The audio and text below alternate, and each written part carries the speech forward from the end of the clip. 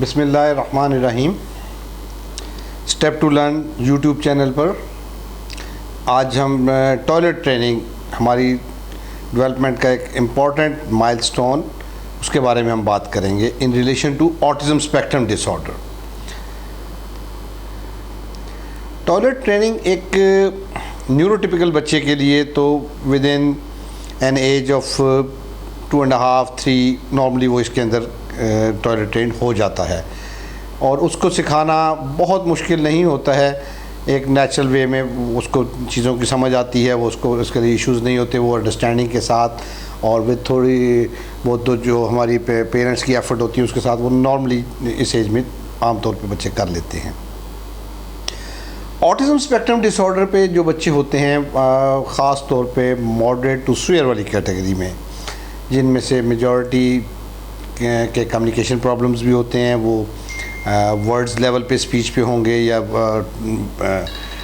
Very rare occasional बोलते होंगे, उस अंदाज से वो उनका हमें मिलता है पैटर्न। तो उन बच्चों को टॉयलेट ट्रेन करना is bit more challenging in comparison to milder one. Mild बच्चे के लिए नॉर्मली एक प्लस माइनस थोड़ा सा इस एज के साथ बच्चे नॉर्मली कर लेते हैं। सो लेट्स डिस्कस कि ये ऑटिज़म स्पेक्ट्रम पे जो बच्चे होते हैं उनमें इनिशियली ये प्रॉब्लम्स क्यों होते हैं, उसको हम देखते हैं कि ये जो टॉयलेट ट्रेनिंग में इनका डिले होता है वो क्यों होता है। इम्पॉर्टेंट चीज़ उसमें जो है सबसे पहले दैट इज़ रेपिटेटिवनेस। ये बहुत इम्पॉर्टेंट फीचर होता है इन बच्चों का कि वो रिपीट करते हैं।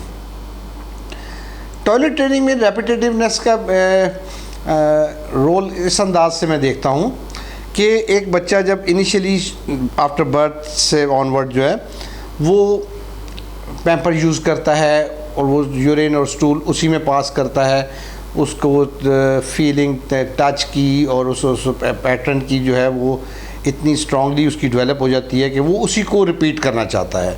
जब हम उसको टॉयलेट ट्रेनिंग की अटेम्प्ट करते हैं तो वो उस पैटर्न को चेंज करने के लिए डेफिनेटली विलिंग नहीं होता, बिकॉज वो सेमनेस चाहता है, वो उसी तरह करना चाहता है जिस तरह से उसने पहले कोई भी काम किया होता है।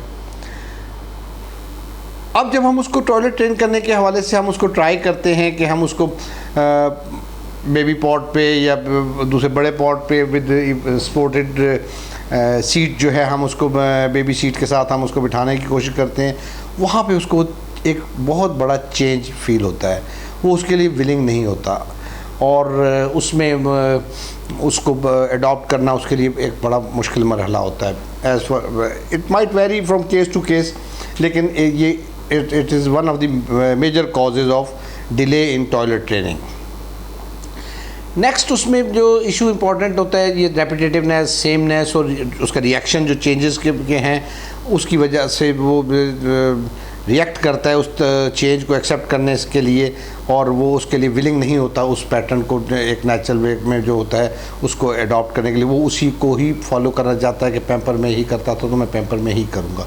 अब बाज़ औक़ात उसको हम कमोड पे सीट पे बिठाते भी हैं लेकिन इसके बावजूद वो वहाँ पे यूरिन या स्टूल पास नहीं करता, बल्कि जब भी पैम्पर उसको हम करेंगे तो उसमें फिर करेगा। इसमें बाज़ औक़ात कॉन्स्टिपेशन वाले फेज़ में भी बच्चे जाते हैं, वो अवॉइड करते हैं, स्टूल पास करने को रोकना चाहते हैं और अल्टीमेटली वो उस तरफ भी जाते हैं। तो ये डिफरेंट फेजेस हमें मिलते हैं इनकी टॉयलेट ट्रेनिंग के हवाले से।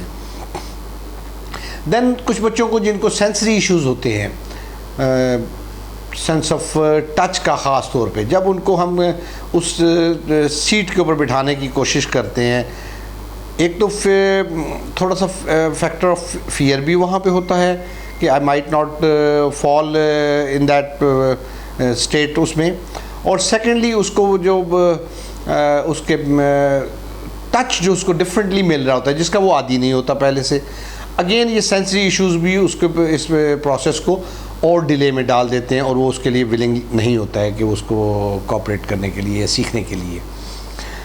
एट द सेम टाइम उसकी दूसरी डेवलपमेंटल डिलेज़ जो होती हैं, उसकी बिहेवियर्स उसकी वजह से जिस तरह के बन गए होते हैं और एट द सेम टाइम उसमें उसके कम्युनिकेशन का इशू, उसके सोशलाइजेशन का इशू, उसके ये डिलेज़ भी कंट्रीब्यूट कर रही होती हैं इस ट्रेनिंग के प्रोसेस में जो डिले हो रहा होता है उसकी तरफ।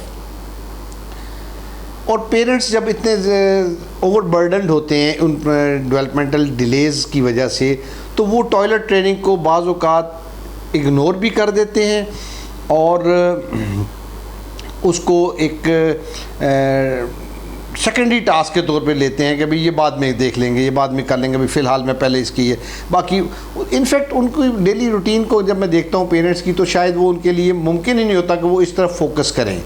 ऐसी वो भी उसकी एक कॉज बन जाता है फर्दर डिले होने की। जितना पीरियड वो इस टॉयलेट ट्रेनिंग के बगैर एक पैम्पर वाले अंदाज को अपनाई रखता है, उतना वो स्ट्रांगली उसका बिहेवियर डेवलप हो रहा होता है। इस चीज़ को अंडरस्टैंड करना बहुत ज़रूरी है। समटाइम्स पेरेंट्स की एक्सपेक्टेशंस डिफरेंट होती हैं। वो एक न्यूरोटिपिकल बच्चे की डेवलपमेंट के हवाले से उसको एक्सपेक्ट कर रहे होते हैं कि वो एक नेचुरल वे में with the passage of time over some age वो उसको खुद ब खुद सीख लेगा, या उस वक्त उसको बाद में सिखाना आसान हो जाएगा। इम्पॉर्टेंट चीज़ इसमें नोट करने की ये है कि जितना हम उसको डिले दे रहे होते हैं उतना वो बिहेवियर उसका स्ट्रॉन्ग हो रहा होता है, और जिस स्टेज पे भी हम शुरू करेंगे तो वो प्रॉब्लम पहले की निस्बत ज़्यादा होगा। आप जो उनसे भी एज में उसको इनिशिएट करेंगे इस ट्रेनिंग को, तो अगर आप अगर वो ज़्यादा पीरियड उसका मिस कर दिया है तो आपको ज़्यादा दिक्कत होगी, ज़्यादा एफर्ट दरकार होगी। और अगर कम पीरियड उसका उसमें गुजरा है पैम्पर वाले फेज़ के अंदर, तो फिर उसका डेवलपमेंट के चांसेस लाइकली हैं कि वो ज़रा जल्दी अच्छे मिल जाते हैं हमें। कंसिस्टेंसी किसी भी काम के लिए बहुत इम्पॉर्टेंट होती है। बाज़ औक़ात पेरेंट्स एक अटैम्प्ट स्टार्ट करते हैं, लेकिन उसके जो रिएक्शंस होते हैं reaction to change, reaction to sameness और बिहेवियरल इश्यूज़, उसका जल्दी पिक ना करना चीज़ को, या उसका रिलक्टेंट होना एक काम के लिए, उन वजूहात की बिना पे वो उसमें उतनी थ्रस्ट से या उतनी इंटेंसिटी से एफ़र्ट नहीं कर पाते हैं। रिज़ल्ट उसका क्या निकलता है कि वो एक टूटी फूटी सी प्रैक्टिस होती है, और पेरेंट्स के लिए वो ultimately as a disappointment phase सामने आती है, और वो उस एफ़र्ट को जो कर रहे थे उसको भी छोड़ देते हैं। फिर वो उसको लिंगर ऑन करते हैं, किसी और टाइम फ्रेम में लेके जाते हैं, बाद में करेंगे उस वक्त, उसके बाद और जितना वो डिले होता है वो उतना ज़्यादा वो, जैसे मैंने बताया कि वो बिहेवियर उनका स्ट्रॉन्ग होता रहता है। This is very important to understand.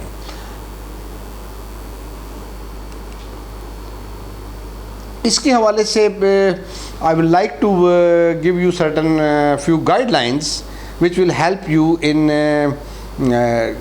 Teaching this important skill to the child, which definitely once achieved relieves you a lot in many things. और जितना हम उसको जल्दी कर लेते हैं, हमें वो रिलीफ जो है उस एक एडिशनल काम का, बच्चे के रिस्पॉन्सिबिलिटी का, वो हमारा ख़त्म हो जाता है। This is the advantage and the benefit of the training if we do it at earliest. Early intervention के असरात क्या होते हैं, किस अंदाज से होते हैं, दो आर डेफिनेटली वेल अंडरस्टूड। जितना जल्दी हम इसको स्टार्ट देते हैं बच्चे को टॉयलेट ट्रेनिंग के हवाले से, उतना वो अच्छा है। तो मैं ये कहना चाहूँगा कि आप अगर एक आम बच्चे को 2.5-3 साल में करते हैं, तो इस ऐसे बच्चे को आप 2.25 साल पे भी आप उसकी सिटिंग ऑन द सीट वाला फेज़ स्टार्ट कर दें, तो वो ज़्यादा अच्छा होगा बनिस्बत 3 साल या 3.5 साल की एज में स्टार्ट लेने के। वजह उसकी वो उतना यूज़ टू होना शुरू हो जाएगा उस सीट पे बैठने के हवाले से, उस एनवायरनमेंट के हवाले से, वॉशरूम के, और एट द सेम टाइम उसको वो जो सेंसरी इश्यूज़ अगर उसके हर्डल करते हैं या उसको डिस्टर्ब करते हैं, तो वो इश्यूज़ भी उसके सूद हो जाएंगे, वो डिसेंसिटाइज हो जाएगा, और वो आपकी जो इनिशियल एफ़र्ट्स थी उसको सीटिंग एटलीस्ट देने के हवाले से, उसमें वो उस फेज़ के फर्दर स्टेप्स ट्रेनिंग के जो हैं उसके लिए वो कुछ ना कुछ वो तैयार हो जाएगा पहले से इस अर्ली स्टार्ट लेने की वजह से। दूसरा फैक्टर इसमें इम्पॉर्टेंट जो मैंने जिक्र किया पहले कि उसको चेंज जो होती है, रेपिटेटिवनेस वाला फैक्टर, उसको भी हमने ब्रेक करना होता है। तो अब हम जब गाहे बगाहे उसको ऑफ एंड ऑन हम उसको जब बिठाते हैं सीट के ऊपर, बीच में कभी शायद वो यूरिन या स्टूल कभी बाई चांस पास भी कर दे, आपको अंदाज़ा नहीं था कि उसने पास करना है, लेकिन कोइंसिडेंटली अगर वो पास कर देता है तो उस सूरत में वो उसकी हैबिट में या उस चीज़ की रेपिटेशन में को भी अडॉप्ट करना चाहेगा आइंदा के लिए।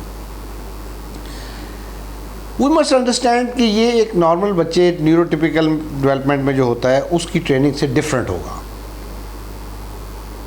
उसको सिखाने के लिए शायद आपको खाली वर्बल इंस्ट्रक्शंस देनी हो, एक आधी अटैम्प्ट देनी हो, तीसरी दफ़ा वो खुद ही उसको इस चीज़ को इनिशिएट करने लग जाए या अंडरस्टैंड करके उसको वो फॉलो करने लग जाए।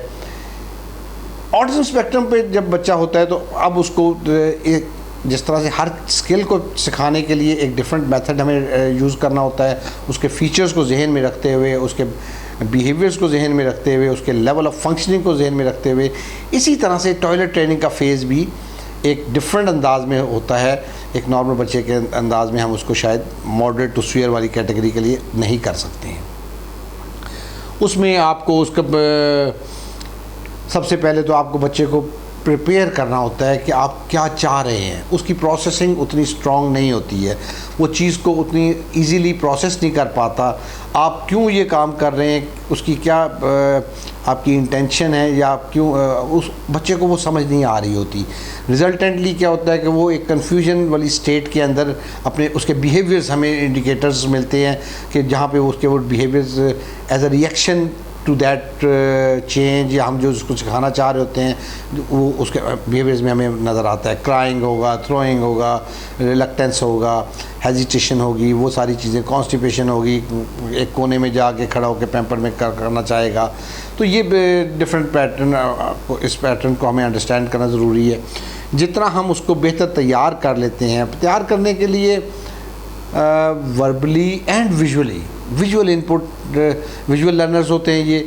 अब विजुअली जब हम इसको पिक्टोरियल फॉर्म में दिखाते हैं, साथ साथ वर्बली बताते भी हैं, समटाइम्स शायद किसी छोटे बच्चे को डिमॉन्स्ट्रेट भी करवा के हमें दिखाना हो, अब ये उसके लिए निस्बतन आसान होता है अंडरस्टैंड करना कि मुझे किस फेज़ से मैं गुज़र रहा हूँ और मुझे क्या करना है। अब उसके लिए उसको अंडरस्टैंड करना, उस प्रोसेस को निस्बतन आसान होता है।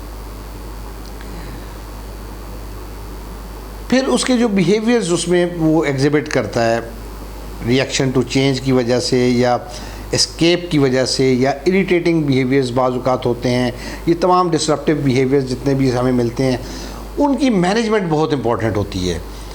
अब उन बिहेवियर्स को अपनी ड्रिल को कंटिन्यू रखते हुए हमें मैनेज करना होता है। अगर हम ये कहें कि पहले हम उसके वो बिहेवियर्स ख़त्म करें फिर हम वो काम स्टार्ट करें तो फिर उसमें शायद डिले और बढ़ जाएगा। और दूसरा इंपॉर्टेंट चीज़ उसमें क्या होगी कि अगर हमने उस बिहेवियर की वजह से उसकी टॉयलेट ट्रेनिंग को डिले में रखा या उस पर हमने उतनी स्ट्रॉन्ग इंटेंसिव एफर्ट ना की, तो उसमें बच्चे की जो लर्निंग होती है वो ये होती है कि उसने वो जो एस्केप का मेथड एक अडॉप्ट किया था अपने बिहेवियर्स के थ्रू, वो अचीव कर लेता है। उसका रिज़ल्ट क्या निकलता है कि वो एक रॉन्ग पैटर्न डेवलप कर लेता है कि भी किसी चीज़ से एस्केप करना हो तो मुझे ये करना है, which is again a wrong learning for the child, जो हमें अवॉइड करनी चाहिए। कंसिस्टेंसी, जैसे मैंने पहले कहा, बहुत इंपॉर्टेंट है। आपको एक्सपेक्ट नहीं करना चाहिए कि विद इन 2-3-4 एफर्ट्स आपका बच्चा जो है सूद हो जाएगा या उसमें सेटल हो जाएगा।